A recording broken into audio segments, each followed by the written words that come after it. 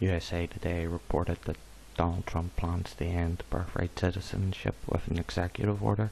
Al Masdar News reported that Iran seized a British oil tanker in retaliation for Britain seizing an Iranian oil tanker.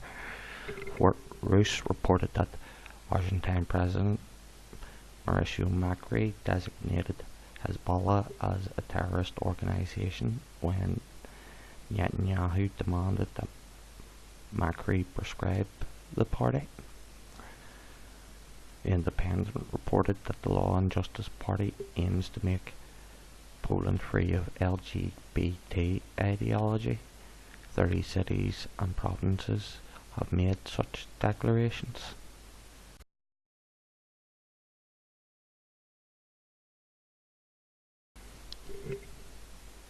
The Daily Mail reported that David Koch suggested wiping the criminal record of murderers and sex criminals, including pedophiles, clean in order for them to secure jobs. And he is no longer Justice Secretary, and quite frankly he needs to be put up against the wall.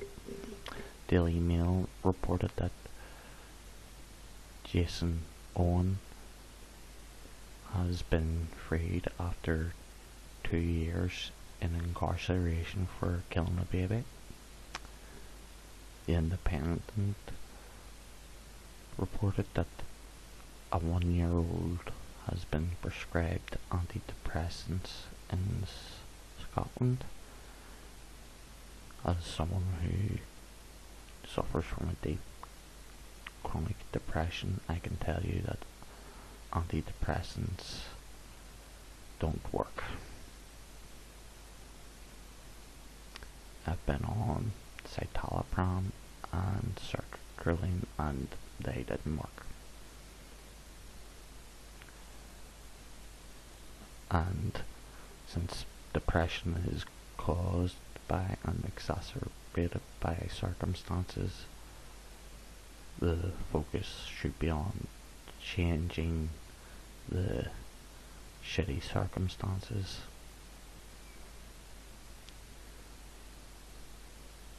This ridiculous story is given full context with the next story. There have been 1,187 drug deaths in Scotland, according to the BBC, during 2018. This is a 27% increase on the 2017 figure. Scotland has the highest prescription drug death rate in Europe. It is higher than United States per capita drug death rate. CNBC reported that the US stock market has grown by 6.9 trillion to $30.6 trillion. It's nice to know that the lazy and wealthy plutocrats are doing so well.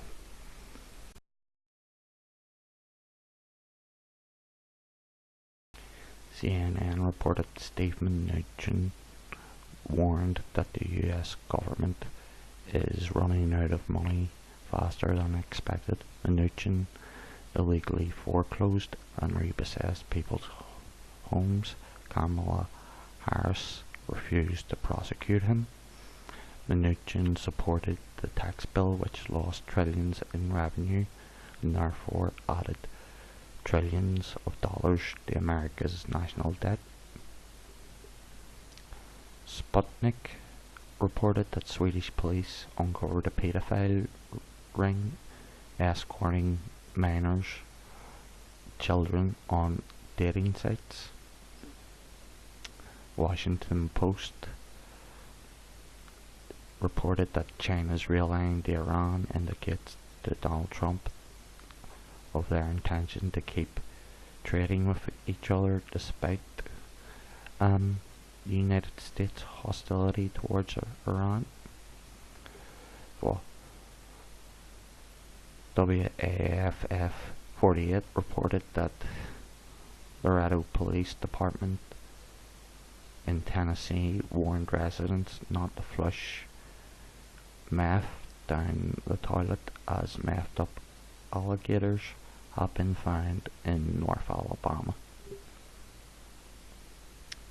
The Irish News and Belfast Live reported that a Catholic man was left for dead in a sectarian attack in Kilkeel. MSNBC reported that police found Jeffrey Epstein's passport with a fake name and an address in Saudi Arabia. Forbes reported that Epstein's documents will expose wealthy politicians and wealthy entrepreneurs.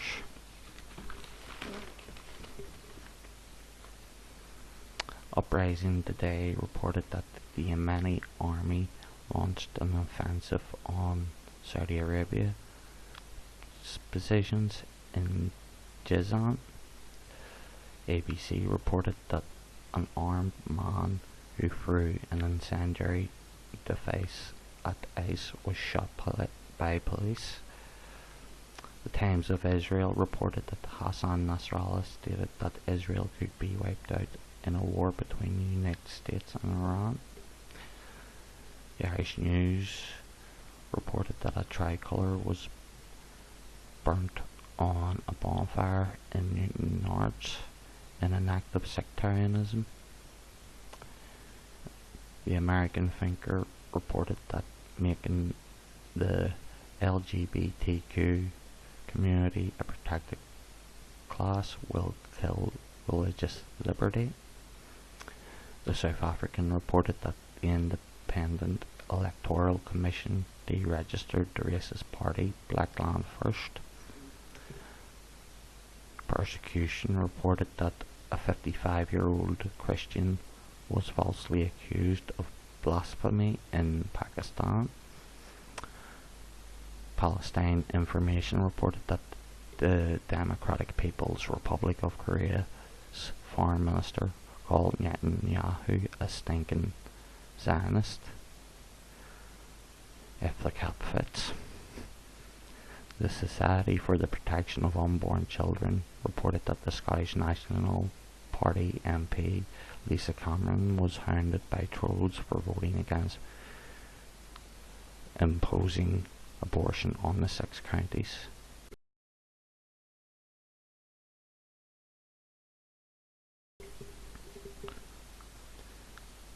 Tasnim News answer duties counter-duties on the Arabian Man's.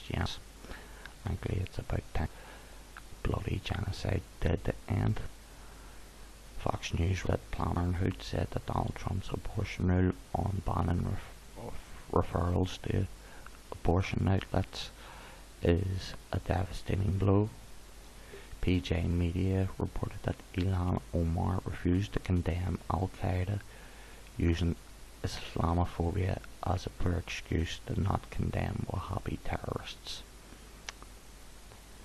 NBC News reported that Kellyanne Conway asked Andrew Feinberg what his ethnicity is. For the record, Conway is Irish and Italian, and Feinberg is Ashkenazim.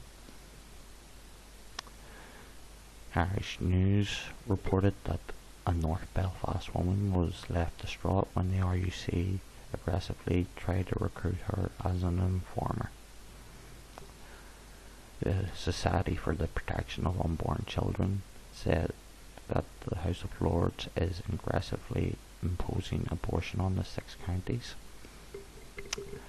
Middle East Monitor reported that the Israeli government said that the European Union's response on Iran is like Nazi appeasement. Press TV reported that Lindsey Graham said the EU will be sanctioned to the ground for its ties to Iran. The Essence of Time reported that Viktor Medvedchuk said that Ukraine is managed from the United States.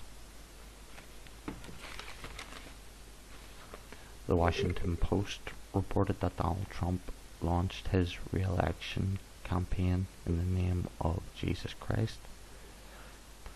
The Journal reported that Irish people in the United States illegally are losing sleep over the fear of ICE raids. The BBC reported that UVF leader Stephen Matthews met the RUC in relation to the Avonmere bonfire.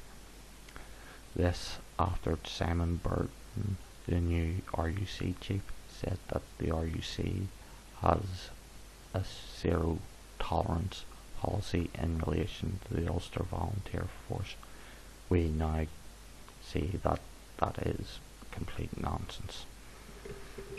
The Washington Times reported that Ilhan Omar retweeted an article which branded all Donald Trump supporters as racist. Reuters reported that a Republic of Korea legislator confirmed that the reports of the Democratic People's Republic of Korea's nuclear envoy being executed were false, as the nuclear envoy is pretty much alive. The Guardian reported that hedge fund managing billionaire Tom Steyer said that Karl Marx didn't consider software in defense of inequality produced by capitalism. South Africa Today reported that there were 22 farm attacks and 3 farmers in the first half of the month of July.